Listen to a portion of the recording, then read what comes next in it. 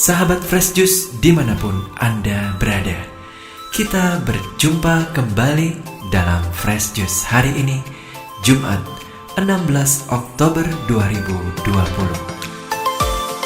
Bacaan dan renungan akan dibawakan oleh Christian Aditya dari Tangerang. Selamat mendengarkan.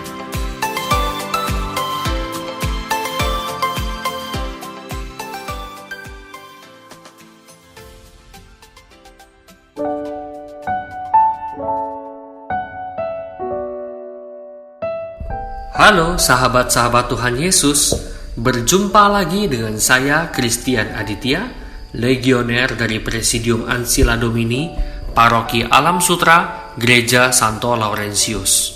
Damai Kristus dan berkat-Nya selalu beserta kita sampai selama-lamanya. Pada bulan Rosario ini, saya sangat bersyukur karena saya kembali dipercaya untuk membawakan renungan. Dan renungan yang saya bawakan pada hari ini, sumber inspirasinya saya ambil dari bacaan Injil hari ini, yaitu Injil Lukas bab 12 ayat 1 sampai dengan 7. Inilah Injil Yesus Kristus menurut Lukas. Dimuliakanlah Tuhan. Sekali peristiwa, berkerumunlah beribu-ribu orang sehingga mereka berdesak-desakan.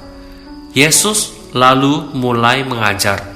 Pertama-tama kepada murid-muridnya, katanya, "Waspadalah terhadap ragi, yaitu kemunafikan orang Farisi.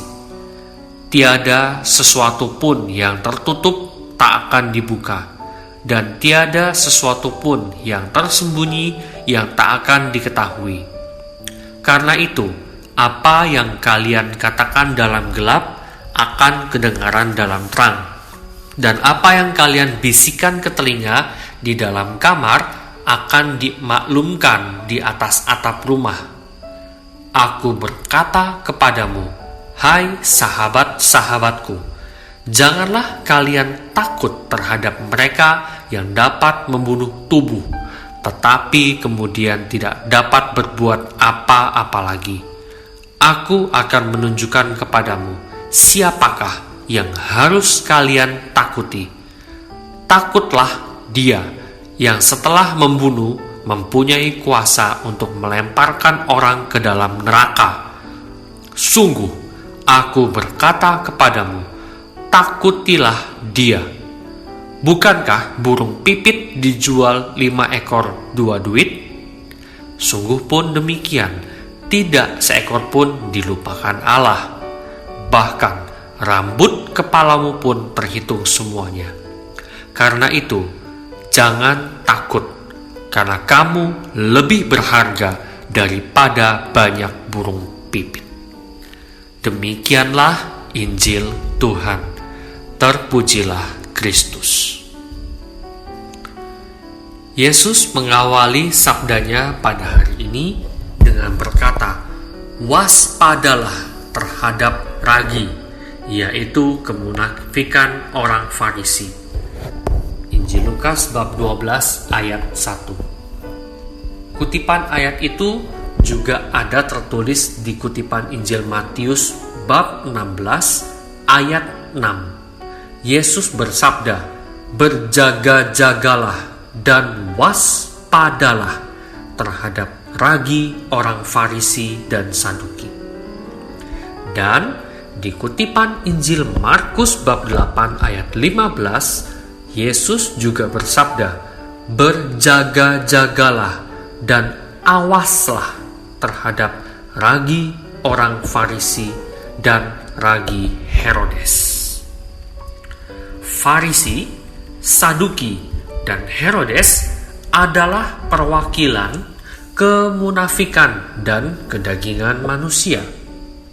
Dalam kutipan Sabda Tuhan di kitab Galatia, disebutkan bahwa perbuatan daging adalah percabulan, kecemaran, hawa nafsu, penyembahan berhala, sihir, perseteruan, perselisihan, iri hati, amarah, kepentingan diri sendiri, pencitraan, roh pemecah, kedengkian, kemabukan, pesta pora, dan sebagainya. Terhadap semuanya itu kuperingatkan kamu seperti yang telah kubuat dahulu, bahwa barang siapa melakukan hal-hal demikian, ia tidak akan mendapat bagian dalam kerajaan Allah. Berdasarkan kitab Galatia bab 5 ayat 19 sampai dengan 21. Dalam pengajaran Yesus pada hari ini, Yesus menggarisbawahi satu hal, yaitu kemunafikan. Hal ini juga yang Yesus kecam. Dan kecaman Yesus terhadap ahli Taurat dan para orang Farisi dapat kita baca pada Injil Lukas bab 11 ayat 37 sampai dengan 54. Kemunafikan inilah yang menjadi fenomena di zaman Yesus dulu, yang membuat banyak orang tersesat dan tersihir oleh perkataan manis para ahli Taurat dan orang-orang Farisi. Di sini Yesus memberikan pengajaran agar mereka tidak terperangkap dan tidak melakukan ajaran yang salah dari ahli Taurat dan orang Farisi. Maka, untuk melawan kemunafikan tersebut, Yesus memberikan nasihat agar kita berani mengungkapkan kebenaran dan jangan takut pada penganiayaan badan akibat dari kebenaran yang kita ungkapkan. Kita diajak hanya untuk takut pada Dia, pada Allah Bapa yang dapat membinasakan badan dan jiwa. Allah Bapa yang perlu ditakuti karena Dialah yang dapat membinasakan badan dan jiwa.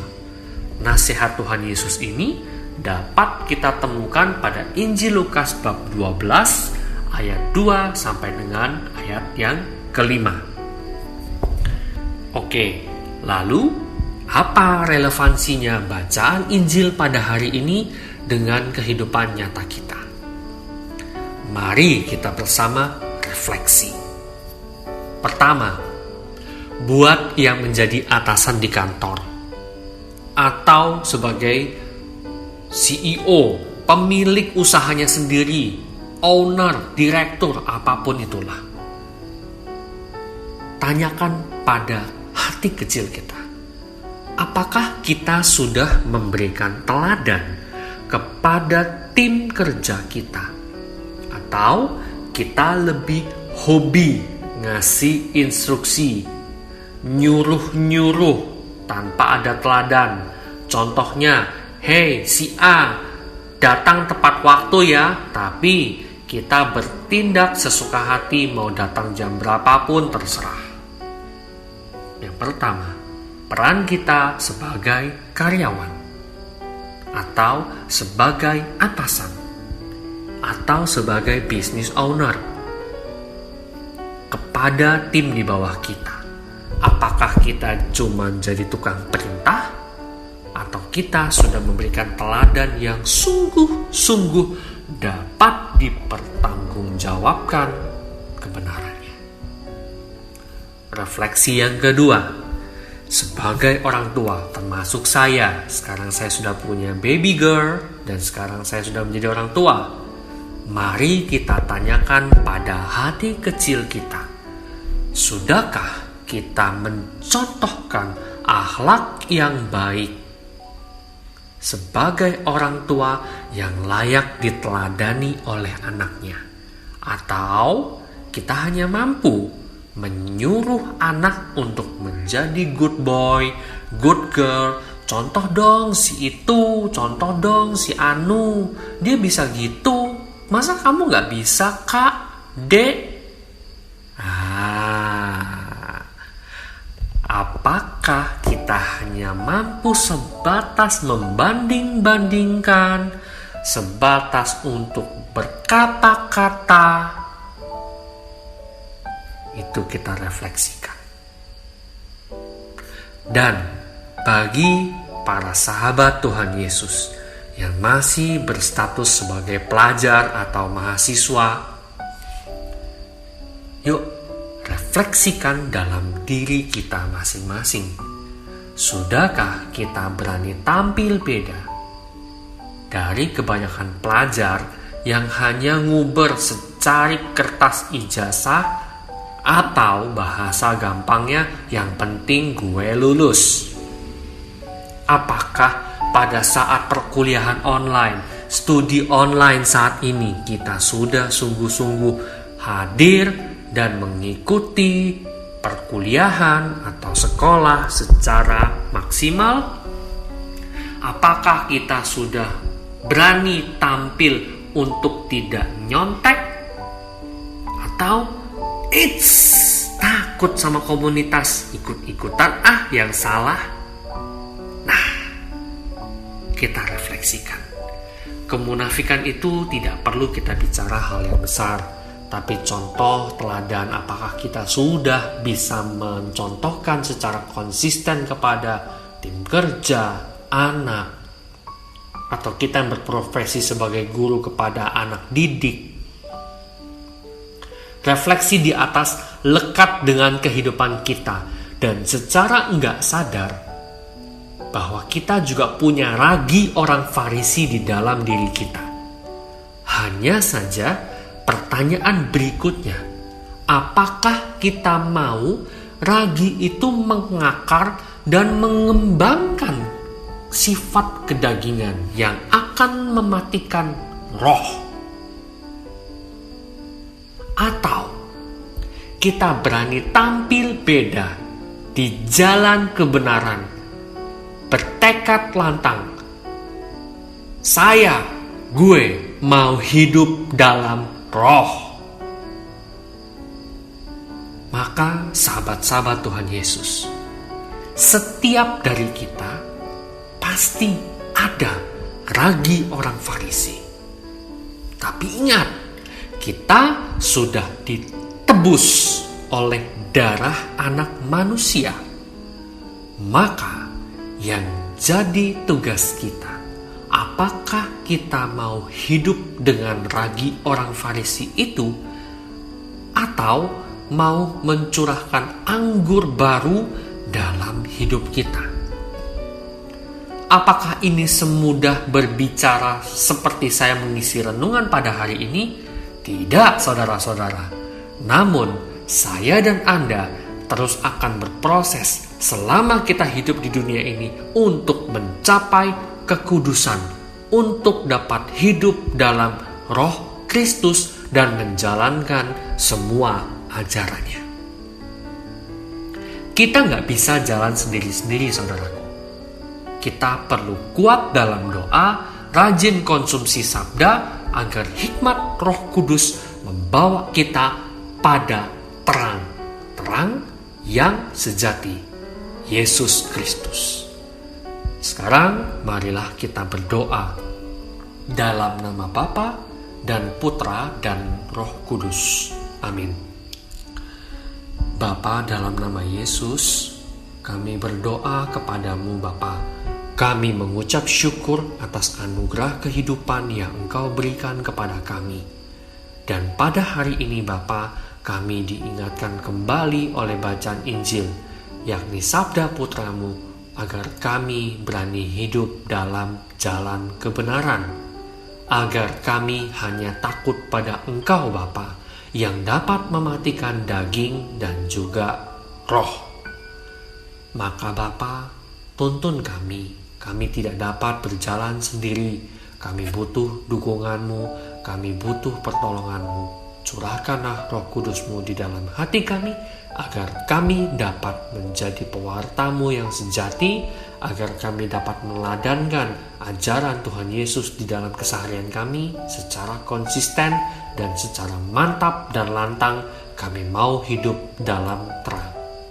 Bunda Maria, tolong doakan kami, anak-anak-Mu yang lemah ini. Salam Maria, penuh rahmat, Tuhan sertamu.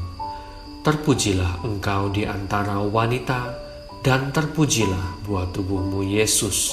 Santa Maria, Bunda Allah, doakanlah kami yang berdosa ini sekarang dan waktu kami mati. Amin. Dalam nama Bapa dan Putra dan Roh Kudus. Amin. Tuhan Yesus memberkati kita, selalu menyertai langkah hidup kita, dan membimbing kita kepada Allah Bapa di surga. Keep safe and stay healthy. Salam Fresh Juice.